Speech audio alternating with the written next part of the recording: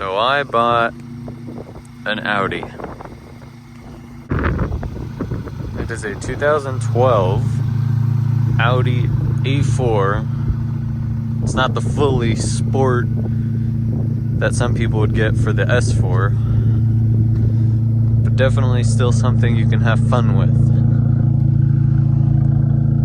Right now it's on a stage 2 tune with a crackle, a little bit of engine mods, and then an exhaust that so far is doing pretty good.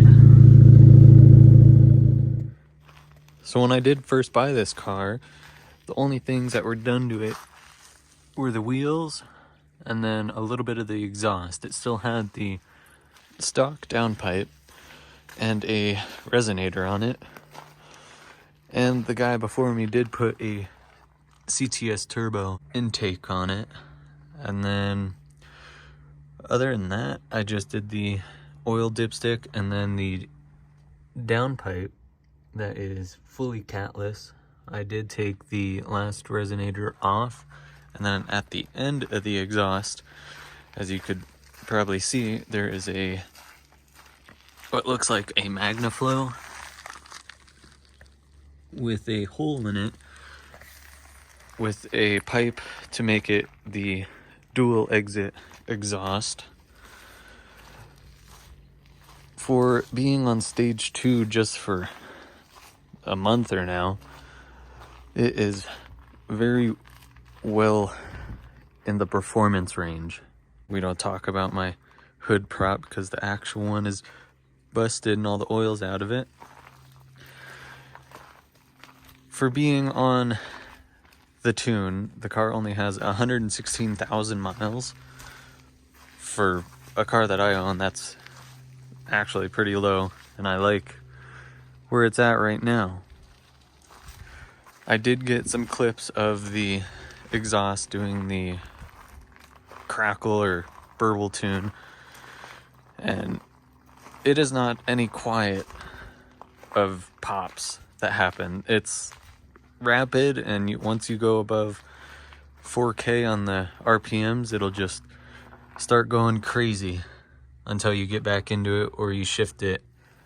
For the car, I know a lot of people like the pops. I especially love the pops. It's hard not to do them, but it's always high up in the RPMs. If it was a little lower, it'd be a little nice, but I can understand why they put it so high for the integrated engineering tune on it.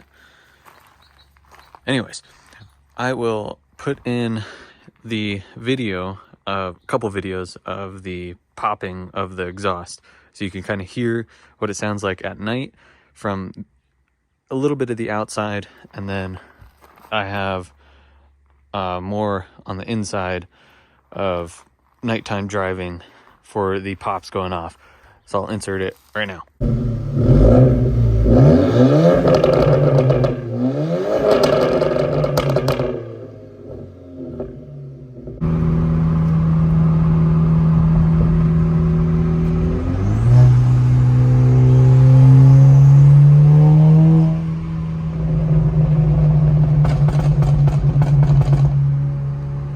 Who says they don't like pops at 12:23 a.m.?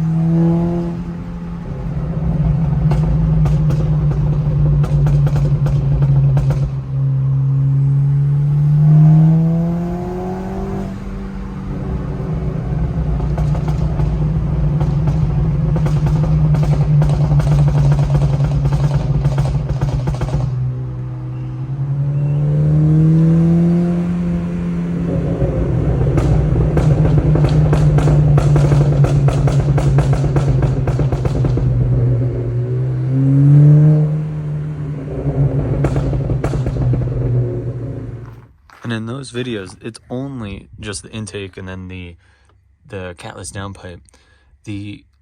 Some people do buy the catted high flow cat for these and then put the crackle, but definitely throughout time, everyone pretty much knows that it'll start breaking up the cat inside and then getting stuck in your exhaust, and then you have to go through that whole process of taking all it apart.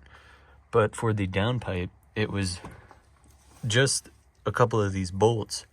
There is one, you can't see it, but right behind there's 4 bolts. There's one that you really can't get to. You have to get under the car or get a couple extensions to reach down in there. And then you could kind of see it right there.